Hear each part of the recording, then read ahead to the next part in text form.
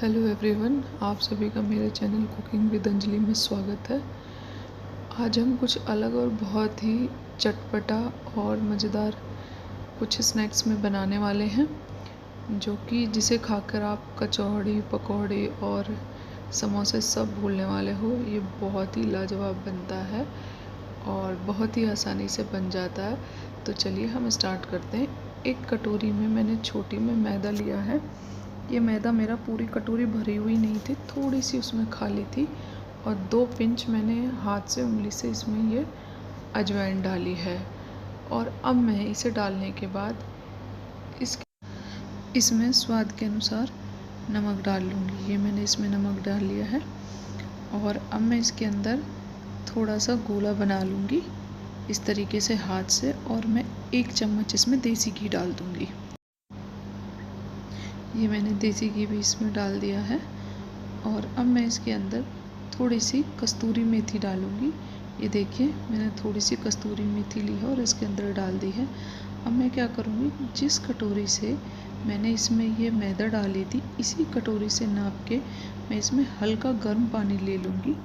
1 कटोरी, ये 1 कटोरी पानी बिल्कुल भी यूज़ नहीं होगा इसमें, क्योंकि ये मैदे में 2 से 3 ही पॉकेट्स बन के तैयार होंगे, जो कि मैं सिर्फ एक मेज़रमेंट के हिसाब से आपको बता रही हूँ कि मैंने सिर्फ इसी कटोरी से इसमें हल्का गर्म पानी लिया है। और अब इसे मैं थोड़ा थोड़ा करके इसमें डाल लूँगी और एक स्मूथ डो बना लूँगी।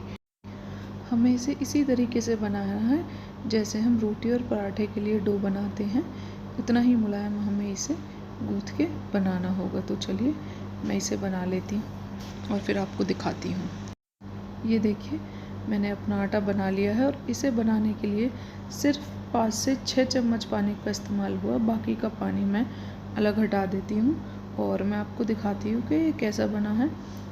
ये देखिए, बिल्कुल मुलायम है, एकदम सॉफ्ट, जैसा कि हम रोटी और पराठे के लिए बनाते हैं, बिल्कुल वैसा ही बना है। अब मैं क्या करूँगी, इसे एक बर्तन में निकाल लूँगी और इसे ढक के इसी बर्तन में मैं रख दूँगी। चलिए इसे निकाल लेती हूँ और अब इसे मैं साइड कर देती हूँ ढककर। अब मैं इसे रेस्ट के लिए छोड़ दूँगी और मैं अब आपको अपनी सब्जियाँ दिखाती हूँ। ये सब्जियाँ मैंने पहले से ही काट के रख ली थी, जिनमें मैंने 3 से 4 हरी मिर्च छोटी बारीक बारीक काटी है। ये 200 ग्राम का जो ब्लॉक आता है चीज़ का, ये मोज़रेला चीज़ है, उसका 1/4 पार्ट मैंने लिया है। ये आधा प्याज है जो मैंने मोटा मोटा स्लाइसेस में काटा है, और ये आधा गाजर है जिसे मैंने धो के छील के बारीक काट लिया था, और आधा पनीर को भी मैंने 200 ग्राम पनीर के 1/4 पार्ट को भी मैंने कद्दूकस में कस लिया था। और इस तरीके से मैंने सब्जियों को पहले ही काट के अलग कर लिया था।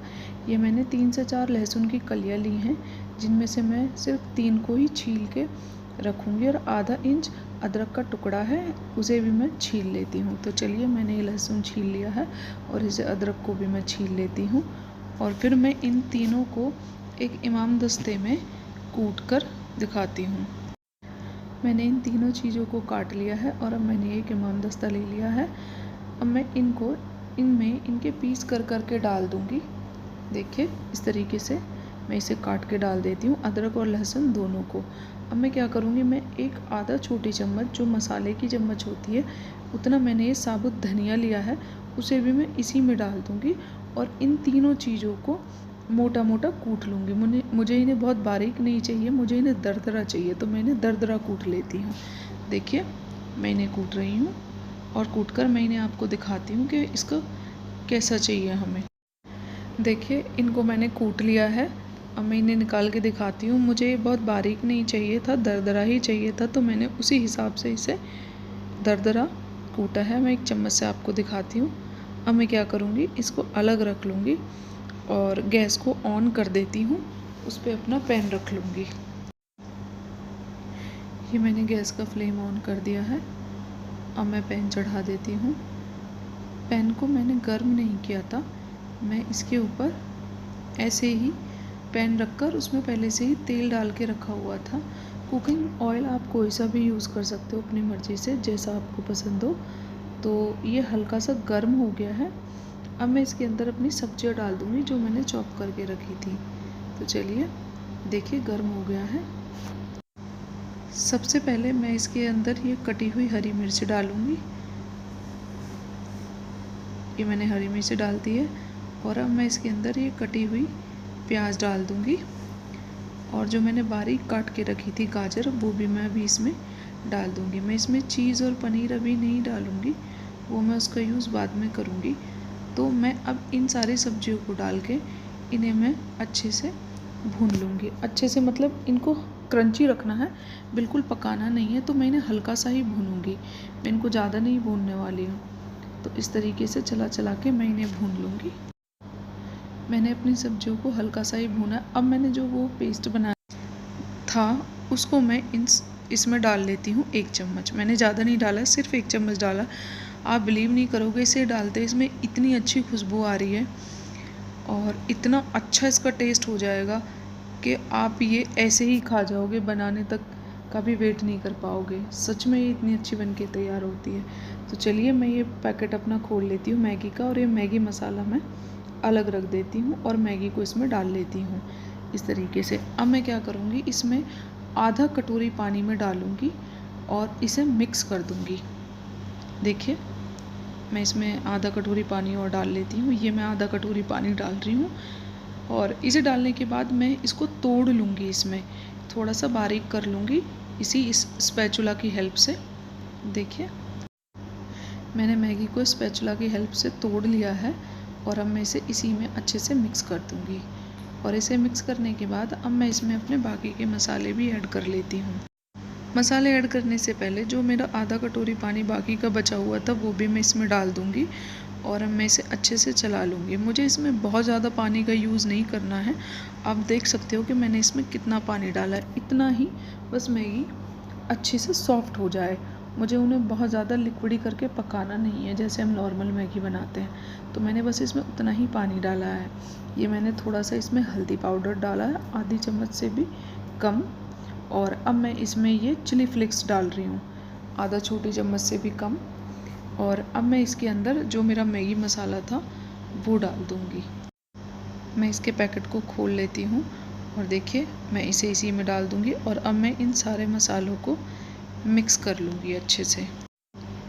ये मैंने इसे चला चला के अच्छे से सारे मसालों को मिक्स कर लिया है। आप देख सकते हैं इसका पानी भी बहुत ज़्यादा रिड्यूस हो चुका है, लेकिन ये अभी पकी नहीं है, अभी ये कच्ची है। और अभी इसी टाइम पे मैंने अपना गैस का फ्लेम जो है वो बिल्कुल सिम पे किया हुआ है।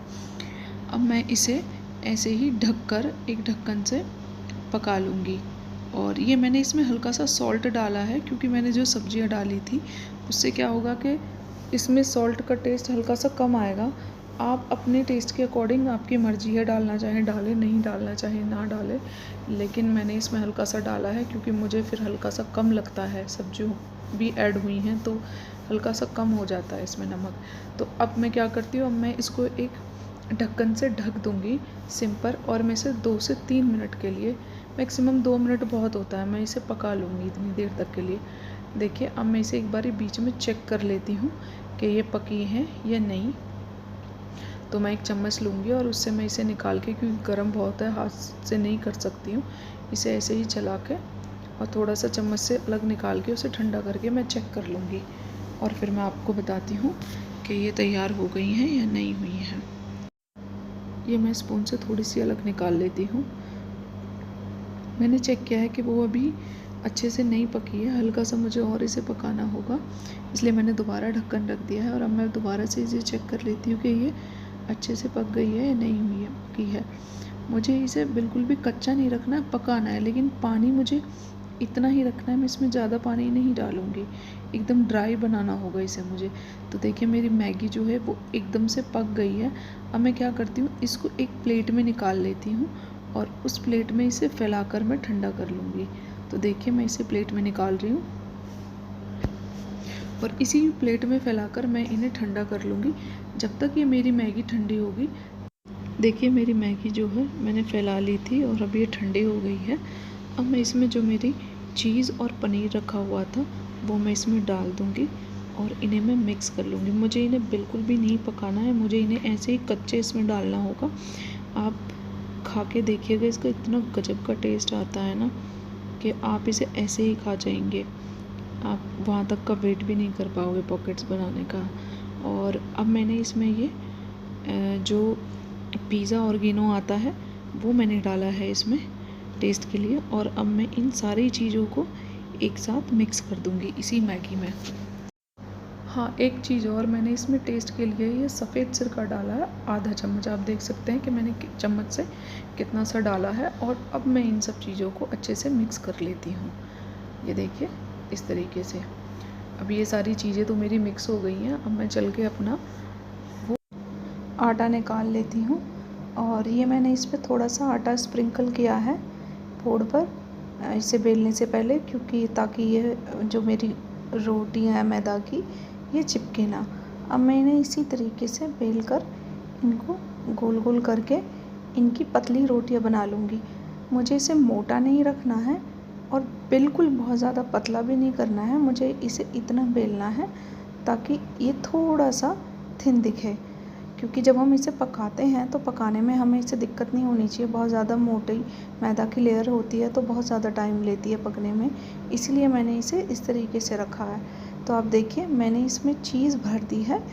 चीज़ और मैगी का जो मिक्सचर था वो सारा मैंने इसमें भर दिया। और अब मैं इस तरीके से इसे पॉकेट्स को बंद कर रही हूँ। और अब मैं अपने गैस को ऑन कर लेती हूँ और फिर से मैं इसके ऊपर ये कढ़ाई चढ़ा देती हूँ और इसमें ऑयल डाल देती हूँ। ये मैंने ऑयल डाल दिया। जैसे ही मेरा ऑयल गर्म होगा मैं इसे एक बार चेक कर लेती हूँ। देखिए मेरे ऊपर आ रहा है मैदे का जो मैंने छोटा सा पीस डाला था।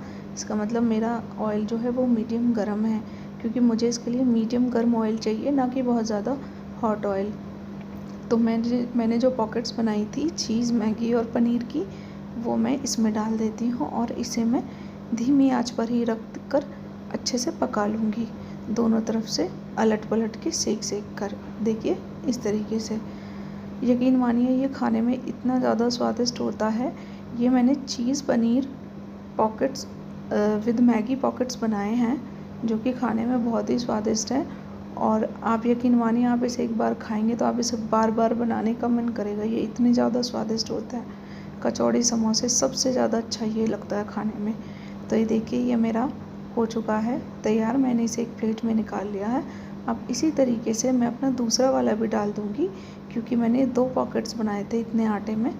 तो मैं ये दूसरा भी डाल देती हूँ और इसे भी मैं इसी तरीके से चला के दोनों तरफ से घुमा के अच्छे से पका लूँगी।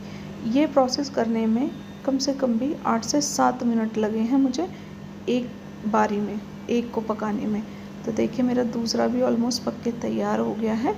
इसे भी मैं एक प्लेट में निकाल लेती हूँ और फिर मैं आपको इसे सर्व करके दिखाती हूँ।